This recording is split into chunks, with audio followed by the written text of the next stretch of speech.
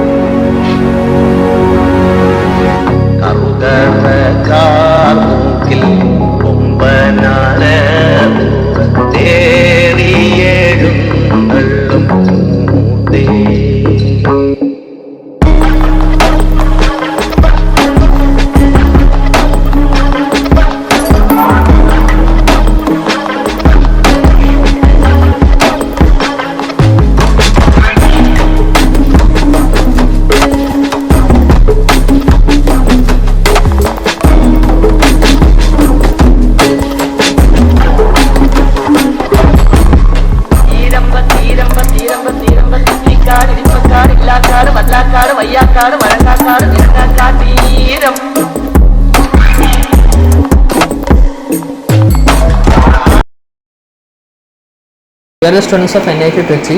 We are here to document the vernacular style of architecture of Kerala. We will get into that. അപ്പോൾ just പേരും ഒക്കെ പറഞ്ഞൊന്ന് introduce ചെയ്തോ കേട്ടോ. മലയാളം തമിഴ് മലയാളം എൻ്റെ പേര് അരുൺ, ഇത് കോട്ടയം ഡിസ്ട്രിക്ട് കേരള. നമ്മളിവിടെ ഈ പറഞ്ഞ 200 years പഴക്കമുള്ള വീട് എന്ന് പറയുമ്പോൾ തന്നെ ഓൾറെഡി നമ്മുടെ വീടിന് 200+ years ഉണ്ടല്ലേ. നേരത്തെ ഇത് ഓടിടുന്നതിന് മുൻപ് തന്നെ ഓടിടുന്നത് തന്നെ ഒരു 1865 ആ കാലഘട്ടത്തിലാണ്. ഓടാണ് ഇപ്പോൾ കിടക്കുന്നത്, പ്രസന്റ് ഡേ കിടക്കുന്നത് അതാണ്. അന്നത്തെ ഓട് തന്നെ അതിനു മുൻപ് ഒരു 100-150 വർഷം ഓലയായിരുന്നു, തെങ്ങിൻ്റെ. ആ സമയം അപ്പോൾ ഓലയായിരുന്നു കൂടുതലും. അല്ല, അന്ന് ഓട് അവൈലബിൾ അല്ലായിരുന്നു, അത് മംഗലാപുരത്ത് കിട്ടുള്ളൂ. അവിടുന്ന് എറണാകുളത്ത് കൊണ്ടുവന്നിട്ട് അവിടുന്ന് വള്ളത്തെ പോയിട്ടാണ്. റോഡ് ട്രാൻസ്പോർട്ടേഷൻ വളരെ കുറവായിരുന്നു. വള്ളത്തെ പോയി 2 ആഴ്ച 2 weeks എടുത്ത് കേട്ടിരിക്കുന്നത്. പിന്നെ പണ്ടും കുറേ കൂടെ ദ്വീപ് പോലെ ആയിരുന്നല്ലോ അല്ലേ? ഏതാ? അല്ല, കുറേ കൂടെ മീൻസ് ഇങ്ങനെ വെള്ളം കുറവല്ലേ, പാലം കൺസ്ട്രക്ഷൻ എല്ലാം കുറവായിരുന്നു. ട്രാൻസ്പോർട്ടേഷൻ ട്രാവലിംഗ് എല്ലാം ഇതായിരുന്നു. പ്ലസ് ഇതൊരു അപ്പർ കുട്ടനാട് സ്പേസ് ആണ്. അപ്പർ കുട്ടനാട് അല്ലേ? അപ്പോൾ ട്രാൻസ്പോർട്ടേഷൻ്റെ ഏറ്റവും വലിയ സാധനം ഈ പറഞ്ഞ ചെറിയ വള്ളങ്ങൾ, തോടൊക്കെ അല്ല, അതൊക്കെ രാജാവിൻ്റെ രാജഭരണകാലമുണ്ടല്ലോ. അപ്പം ഈ വാറിനൊക്കെ വേണ്ടിയിട്ട് കൂടുതൽ വള്ളങ്ങളെ ആശ്രയിച്ചിരുന്നു. ഓടി വള്ളം എന്നൊക്കെ പറയുന്നത്. അപ്പം അങ്ങനെ അപ്പോൾ 6 മീറ്റർ അടിയിലാണ് അല്ലേ? 8 മീറ്റർ അടിയിലാണ്. ഓക്കെ. അപ്പം നമ്മളപ്പോൾ ഇവിടെയൊക്കെ അപ്പോൾ വീടും ഒക്കെ പണിയുമ്പം ഏകദേശം വെള്ളപ്പൊക്കമൊക്കെ വരുവാണ് അതിനെതിരായിട്ടൊക്കെ ആയിരിക്കുമല്ലോ പണിയുന്നത്? അല്ല, വീട് പണിയുന്ന പണ്ടത്തെ കാലത്ത് വീട് പണിതുകൊണ്ടിരുന്നത് ഏത് ഏരിയ ആണോ അതിൽ പാറയുള്ള സ്ഥലം, ജിയോഗ്രഫിക്കലി അത് ഉയർന്ന ആൾട്ടിറ്റ്യൂഡ് ആയിരിക്കും. അങ്ങനെയുള്ള സ്ഥലം നോക്കിയിട്ടാണ്. പിന്നെ വള്ളത്തിന്, അതായത് മീൻസ് കാറിന് വരാനോ അല്ലെങ്കിൽ വള്ളത്തിന് വരാനും ഇതിന് താഴത്തോട്ട് പാടമാണ്. ഇവിടെ പുറകെ പാടമാണ്, കുറച്ചും കൂടി പാടമാണ്. പിന്നെ അവിടെ വരെയാണ് വന്നുകൊണ്ടിരുന്നത്. അപ്പം ആ പ്രദേശത്തെ ഉയർന്ന സ്ഥലത്തായിരിക്കും. ആ പ്രദേശത്തെ ഉയർന്ന സ്ഥലത്തെ ബസ് അമ്പലം സർപ്പക്കാവൊക്കെ ഉള്ളതുകൊണ്ട് അതിനതിൻ്റെതായ ഒരു ജോഗ്രഫിക്കൽ ഫീൽഡ് വേണം. മെഷർമെന്റ് ഉണ്ടാവുമല്ലോ. ഏറ്റുവാനൊരു അമ്പലം എടുത്താൽ അതിനൊരു മെഷർമെന്റ് ഉണ്ട്, വൈക്കം എടുത്താലുണ്ട്. അതുപോലെ ഒരു മെഷർമെന്റിലാണ് ഇതെല്ലാം ചെയ്തിരിക്കുന്നത്.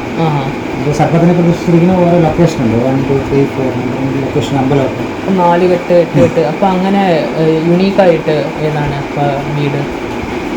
4 കെട്ടിൻ്റെ ഏറ്റവും ഒന്നാമത്തെ ഉദ്ദേശം എന്ന് പറയുന്നത് എന്താ പറയുക, എയർ സർക്കുലേഷൻ. 4 കെട്ട് എന്ന് പറയുന്നത് എയർ സർക്കുലേഷനാണ് അതിൻ്റെ മെയിനായിട്ട് ഉദ്ദേശിക്കുന്നത്. സെക്കൻഡ് തിങ്, ഇതൊരു ബിറ്റ്വീൻ 10 to 3 ഡേ ടൈമിൽ ഈ അൾട്രാവയലറ്റ് ഡയറക്റ്റ് ആയിട്ട് വീടിനുള്ളിൽ വരുന്നത്. സോ ജെംസ് അതുപോലുള്ള ഒരുമാതിരിപ്പെട്ട ഇതിനൊക്കെ പ്യൂരിഫൈ ചെയ്യാൻ പറ്റും. പ്ലസ് പണ്ട് ഇലക്ട്രിസിറ്റി ഇല്ലായിരുന്നു. സോ നൈറ്റ് ടൈമിൽ ഈ മൂന്നുള്ള ടൈമിലാണെങ്കിൽ എൻ്റെ വീട്ടിൽ വെട്ടമായിരിക്കും. ഓപ്പൺ ഏരിയ ഇവിടെ ഈ ലൈറ്റ് വരുന്നത്. പണ്ട് ലൈറ്റ് മീൻസ് നമ്മളിപ്പോ ഇപ്പോഴത്തെ പോലത്തെ ലൈറ്റിംഗ് ഒന്നും ഇല്ലാത്ത 7 മണിയാകുമ്പോഴേ ലൈറ്റ് എല്ലാം ഓഫ് ചെയ്യും, വിളക്ക് കടത്തും. ഓക്കെ, അപ്പൊ ഇത് വെച്ച് തന്നെ മുഴുവൻ ലൈറ്റും ആവും വീടിനുള്ളിൽ. അവിടെ ആയിരിക്കും കൂടുതൽ ആൾക്കാർ എപ്പോഴും കഴിക്കുന്നത്, റെസ്റ്റ് എഴുതുന്നതൊക്കെ. അതാണ് ഒരു ഉദ്ദേശം. പിന്നെ തേർഡ് തിങ് എന്ന് പറയുന്നത് ആക്ച്വലി കിണറിന്റെ റീചാർജിങ് നടക്കുന്നുണ്ട് ഇവിടെ. കിണറിൽ നിന്നോ വെള്ളം എടുക്കുന്ന ആളുകൾ. അപ്പം ഈ വീടിന് മേളിൽ വീഴുന്ന വെള്ളം എല്ലാം കൂടെ കൂടിയിട്ട് ഈ നടുമുറ്റത്തേക്ക് വരുന്നു. നടുമുറ്റത്തുനിന്ന് ഒരു 5 മീറ്റർ ആയിരിക്കും കിണറിൽ. സോ അത് ഫുള്ള് റീചാർജ് ആണ്. പിന്നെ പ്യൂരിഫൈ ആവും വെള്ളം, മഴവെള്ളവും കൂടെ ആണല്ലോ വരുന്നത്. ഇത് എന്ത് വെച്ചാ കെട്ടിയിരിക്കുന്നത്? നമ്മുടെ വീട് കെട്ടിയിരിക്കുന്നത് ശരിക്കും ചെങ്കല്ല്. സാൻഡ്സ്റ്റോൺ അല്ലേ? വെട്ടുകല്ലില്ല, വെട്ടുകല്ല് റെഡ് കളറിൽ. അത് ഇവിടെ എല്ലാം കല്ലറ എന്ന് പറഞ്ഞ ഏരിയയിലെല്ലാം ഇഷ്ടംപോലെ ഉണ്ട്. ഇവിടുത്തെ ആദ്യത്തെ ഇൻഡസ്ട്രി ഈ കല്ലേറ്റിന്റെ എക്സ്പോർട്ടിങ്, മീൻസ് മെയിൻലി വന്നിരുന്ന ഇൻഡസ്ട്രി. കല്ലറാന്ന് പേര് വന്നു.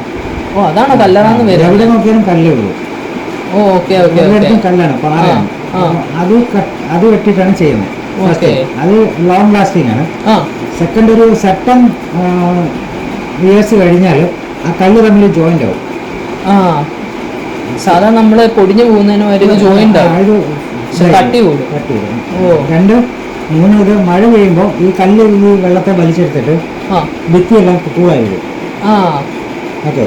3 ഇത് ജോയിൻ ചെയ്യാൻ ഉപയോഗിക്കുന്ന സിമെന്റ് അങ്ങനത്തെ സാധനമല്ല, ശർക്കരയും പിന്നെ ഇതൊരു ആയുർവേദ മരുന്ന്, ശർക്കര, ചുണ്ണാമ്പ്, ഒരു മെഡിക്കൽ ചാറുണ്ട്, ഒരു ലീഫുണ്ട്, അതുകൂടെ കൂട്ടിയിട്ടാണ് ചെയ്യുന്നത്. അതാണ് ഇതിൽ ചെയ്തിരിക്കുന്നത്. പിന്നെ വീടുകൾക്കെല്ലാം അന്നത്തെ പൊക്ക കുറവായിരുന്നു. കാരണം ഈ വീടെന്ന് പറഞ്ഞാൽ ഇതിന്റെ എൻട്രൻസ് നോക്കി അറിയാം, എല്ലാം തീരെ ചെറുതാണ്. ഒരു 3 to 4 ഫീറ്റ് വരുന്നത്. സോ ഇതുപോലെ സ്മോൾ എൻട്രൻസ് ആണെങ്കിൽ എലിഫന്റ് അറ്റാക്ക് ഉണ്ടാകത്തില്ല. വുഡപ്പം മെയിൻലി അപ്പം എന്ത് വുഡായിരുന്നു യൂസ് ചെയ്തുകൊണ്ടിരുന്നത് പണ്ട്? മെയിൻലി തേക്ക് ഉപയോഗിക്കും. തേക്കാണല്ലേ? ഈട്ടി ഉപയോഗിക്കും. മഹാഗണി ഉപയോഗിക്കും. പിന്നെ ഫർണിച്ചർ എല്ലാം ഉണ്ടാക്കാനായിട്ട് നമ്മുടെ കാഞ്ഞിരം പോലുള്ള അഗ്രികൾച്ചറാണ്. മെയിൻലി അഗ്രികൾച്ചറാണ്. ഒന്ന് പശു, ഒന്ന് നെല്ല്. പശുവും നെല്ല് അതും വെച്ചാണ് ഡിസൈൻ ചെയ്യുന്നത് അല്ലേ? പിന്നെ നമ്മളിപ്പോൾ നെല്ലൊക്കെ സ്റ്റോർ ചെയ്യാനൊക്കെ അറയും അങ്ങനെയൊക്കെ അറയുണ്ട്. പിന്നെ അതിന് ബോക്സ് പോലത്തെ ഇതുണ്ട്, പത്താഴം എന്ന് പറയുന്നത്. അപ്പൊ ഈ നടുമുറ്റത്തിന് എക്രോസ് വരുന്ന അപ്പൊ ഏതൊക്കെ മുറിയായിരിക്കും? കിച്ചൺ ഉണ്ടാവും, ഒരു സ്റ്റോർ റൂം ഉണ്ട്, 2 ബെഡ്റൂം ഉണ്ട്. അങ്ങനെയായിരുന്നു അല്ല? അപ്പൊ എല്ലാവർക്കും പെട്ടെന്ന് കാണുകയും ചെയ്യും. വേറെ വീടുകളൊക്കെ ഇല്ലായിരുന്നു ഇങ്ങനെ സെറ്റിൽമെന്റ് ആയിട്ട് ഉണ്ടായിരുന്നോ? ഇവിടെ അടുത്തായിട്ട് സെറ്റിൽമെന്റ് അല്ല, ഇതിന് പുറകില് തൊഴുത്ത് മാതിരി ഉണ്ടായിരുന്നു. പ്ലസ് അതുപോലെ ഇപ്പൊ ആദ്യത്തെ ചോദ്യം പറഞ്ഞ പോലെ ഗസ്റ്റുകളൊക്കെ വന്നാൽ താമസിക്കാൻ മഠം എന്ന് പറയും. മഠം ഉണ്ട്. കിച്ചണിൽ തന്നെ വെള്ളം എടുക്കാം. ഇതുപോലെ തന്നെ നടുമുറ്റമുണ്ട്. കിച്ചണിൽ നിന്ന് തന്നെ വെള്ളം എടുക്കാവുന്ന രീതിയിൽ. അപ്പൊ അവിടെ ആയിരിക്കും കിണർ വെച്ചേക്കുന്നത്. ഐതിഹ്യമാല എന്ന് പറയുന്ന ഒരു ബുക്കുണ്ട്, ഐതിഹ്യമാല. അതിൽ ഈ വീടിനെ കുറിച്ച് പറയുന്നുണ്ട്. അപ്പൊ അതിന് ഡെഡിക്കേറ്റഡ് ആയിട്ടൊരു മുറിയൊക്കെ ഉണ്ടായിരുന്നു? അതോ കളരി ഉണ്ടാവില്ല. ഇവിടെ നിലവറ എന്ന് പറഞ്ഞ സാധനമുണ്ട്, അണ്ടർഗ്രൗണ്ട് സെറ്റിൽമെന്റ്. ആ അതിപ്പോൾ ഇല്ല, അത് മൂടിയിരിക്കുകയാണ്.